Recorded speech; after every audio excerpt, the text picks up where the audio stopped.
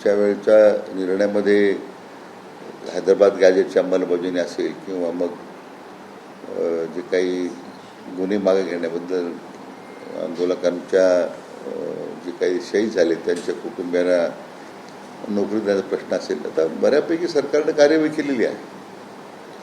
आता त्याच्यामध्ये जे काही उणिवा दिसत आहेत त्यांच्या म्हणण्याप्रमाणे, मान्य जरंगे पाटलांच्या म्हणण्याप्रमाणे, तर जाऊन त्यांच्याशी चर्चा करून म्हणजे त्यांना या सगळ्या उणिवा शासनाने कशा दूर केल्या आहेत, काही गैरसमज असतील त्यांचे, तर ते आपल्याला दूर करता येतील. परंतु मला वाटतं अतिशय सकारात्मक पाऊल सरकारनं टाकलेलं आहे आणि मला विश्वास आहे की ते सरकारची भूमिका आहे समजून घेतल्यानंतर ते काय उपोषण करणार नाही अशी मला खात्री आहे. तुमचा आणि जरंगे पाटलांचा काही फोनवरून संवाद झाला का या संदर्भामध्ये? नाही, जरंगे पाटलांचा माझा संवाद नाही आहे, परंतु जे काही निर्णय आम्ही शासन म्हणून घेतलेले, उपसमिती म्हणून घेतलेले आहे ते त्यांना आपण कम्युनिकेट केले आहे, म्हणजे लिखित स्वरूपात त्यांना ते कम्युनिकेट केलेले आहे. तरी ज्या सरकारनं कमिटमेंट्स मागच्या आंदोलनाच्या वेळेला केल्या होत्या त्यातल्या अनेक कमिटमेंट्स अजून पूर्ण झालेले नाही आणि त्यासाठी एक विहित कालावधी दिला होता तो देखील उलटून गेला, मात्र तरी सुद्धा कुठलीही अंमलबजावणी या संदर्भात झालेली नाही असं त्यांचं म्हणणं.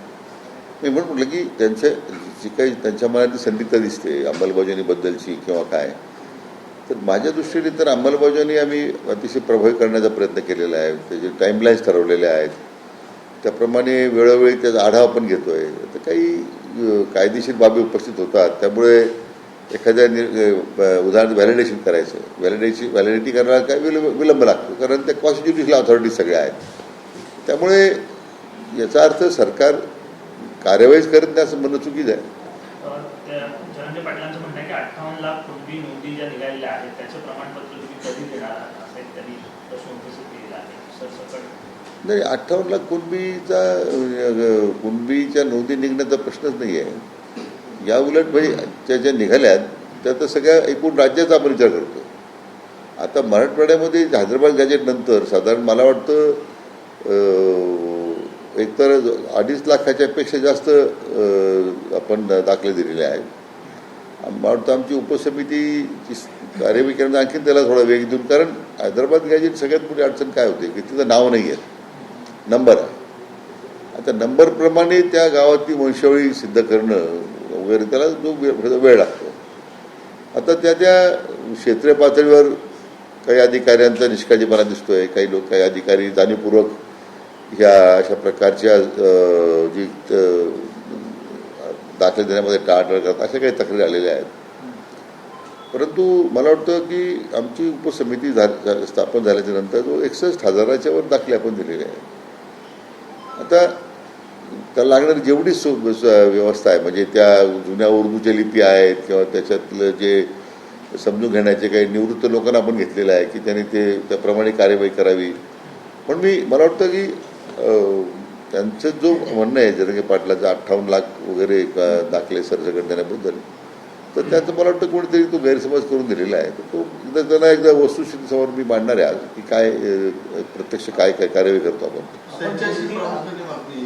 सरकारला चॅलेंज करतात की आता पुन्हा त्यांना अमर घोषणा बसणार आहे, मी मेलो तो मेलो, माझ्या मनाची रोजगारी सरकारची असेल, नेमकं काय की त्यांनी एकदम टोकाची भूमिका घेतली असं मी वाचलंय माध्यमातून. पण मला वाटतं की आमची एकदा भूमिका सरकारची त्यांच्यासमोर मांडल्यानंतर ते उपोषणाला बसणार नाही याचा मला विश्वास आहे. आता प्रत्यक्ष चर्चा केल्यानंतर काय निष्पन्न होतं आहे, पण मला वाटतं सरकारला कुठल्या या संदर्भात प्रतिष्ठेचा प्रश्न सरकारने केलेला नाही आहे. प्रश्न सोडवण्याच्या दृष्टीनेच आम्ही पावलं टाकलेली आहेत. आणखीन काही त्याच्यामध्ये काही विसंगती असेल, त्यांना वाटत असेल तर आपण ते चर्चा करून निर्णय करू. सातारा गॅजेट संदर्भात सुद्धा प्रश्न सातारा गॅजेटच्या अंमलबजावणीमध्ये थोड्या अडचणी आहेत कायदेशीर, त्यांना मी ते समजून सांगणार आहे की त्यात काय त्रुटी आहेत. त्यांनी सगळ्याच शेवटी त्याच्यामध्ये त्यांना मला वाटतं एकदा म्हटल्याप्रमाणे शासनाची भूमिका त्यांना सांगितल्यानंतर ते त्या सातारा गॅजेटच्या बाबतीत फार आग्रही राहतील असं नाही आहे. माझा तोच प्रयत्न आहे. म्हणून मी आता त्या काही तातडीच्या कामासाठी रात्री मुंबईला आलो होतो. तर ते आता उद्या आता परत आता निघालो आहे. आज दुपारी किंवा संध्याकाळी त्यांना भेटेल मी. पण आपण जर दोन आंदोलनामधला फरक पाहिला तर यावेळेला त्यांची भाषा मुख्यमंत्र्यांबद्दल जी आहे ती थोडी मवाळ झाल्याचं पाहायला मिळालं. मागच्या वेळेला सातत्यानं मुख्यमंत्र्यांवर टीका केली जाते, परंतु यावेळेला मुख्यमंत्र्यांना आम्ही काही शत्रू मानत नाही, वैरी मानत नाही, त्यांनी आरक्षण द्यावं अशा प्रकारची भूमिका घेतली जाते. नाही, मला त्यांना मी नेहमी सांगत आलेलो आहे की मराठा आरक्षण जर कोणी दिलं असेल तर ते मान्य देवेंद्रजींनी दिलेलं आहे. 14 ते 19मध्ये एवढे मोर्चे निघालेत, नंतर सरकारने आयोग नेमला, आरक्षण दिलं, ते सर्वोच्च न्यायालयापर्यंत टिकलं. दुर्दैवानं मधल्या 2.5 वर्षाच्या महाविकास आघाडी सरकारच्या काळामध्ये गांभीर्य नसणारं सरकार होतं, त्यांनी ते आरक्षण घालवलं. परंतु आरक्षण देण्याची भूमिका मान्य फडणवीस साहेबांनीच केलेली होती. म्हणजे मला वाटतं की आजही सुद्धा जे काही पुन्हा एक आयोग गठीत करून पुन्हा त्याचा सॅम्पल सर्व्हे करण्याबद्दलची कार्यवाही होईल. परंतु आता जे काही सवलती अन्य समाजाला मिळतात त्या सगळ्या सवलती आपण लागू केलेल्याच आहे. मुख्यमंत्र्यांनी तुमची या समितीवरती वर्णी लावल्यानंतर एवढ्या मोठ्या मुंबईत सुरू असणारं आंदोलन तुम्ही मिटवलं होतं. आता त्याची तुमच्याकडे मोठी जबाबदारी आहे, ते आता आमरण उपोषणाला बसत आहे. हे देखील तुम्ही जबाबदारी पार पडणार आहात का, त्यांचं उपोषण मागे घेणार आहात? असं की आता त्यांच्याशी चर्चा केल्याशिवाय तर काही भाष्य करणं चुकीचं आहे. पण मी म्हटल्याप्रमाणे आमची भूमिका सरकारची एकदा त्यांच्यासमोर मांडली तर मला खात्री आहे की त्याच्याबद्दल ते समाधानी राहतील. आणि उपोषणा काही त्याचा मार्ग नाही आहे. त्यांच्या मुंबईच्या आंदोलनानंतर खरं समाजाच्या बद्दल त्यांच्याप्रती असणाऱ्या भावना त्यांनी केलेलं मोठ्या त्याचं नेतृत्व करतायत, ते तर मी नेहमीच आदर करत आलेलो आहे उपसमितीचा अध्यक्ष म्हणून. मला वाटतं ते आमची भूमिका मान्य करतील.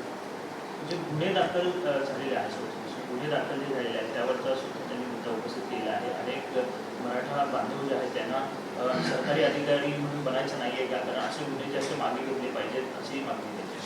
नाही, मी त्यांना माझंही सांगणं येतं, साधारण 950 गुन्हे होते दाखल झाले, 961 काहीतरी.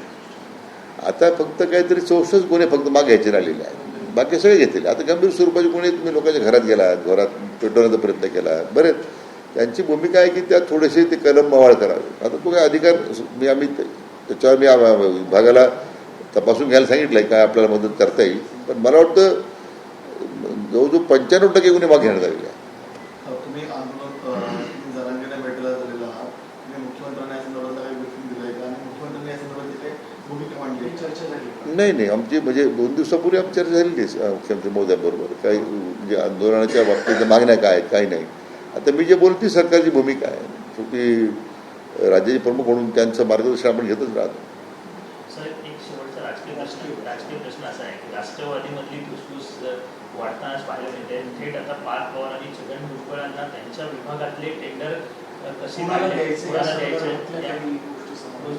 पार्थ पवार विरुद्ध राष्ट्रवादीतले दिग्गज नेते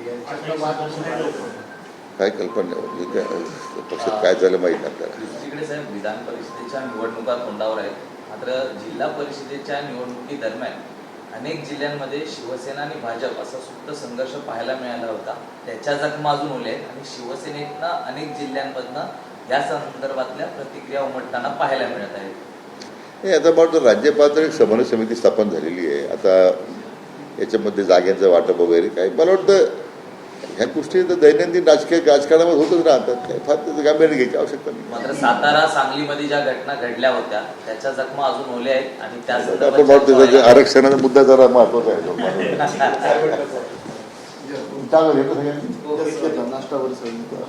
मला माहिती तू म्हणजे